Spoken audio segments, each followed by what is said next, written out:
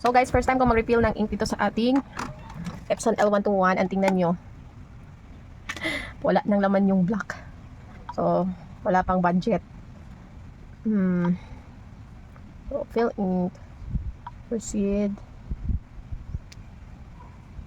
Fill the ink up to the top. Proceed.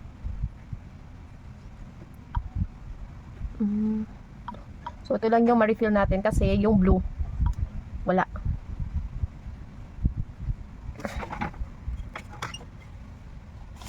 So guys, sa mga nagtatanong ng price ng ink ng Epson L1550, so yung black is 955 and yung ano naman, CYM 760.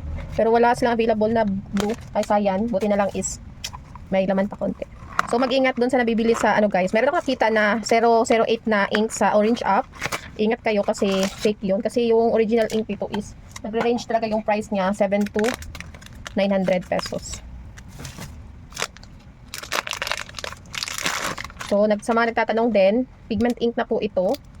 And, hindi ko na siya kinonvert kasi utang ito. Check, baka mamali natin.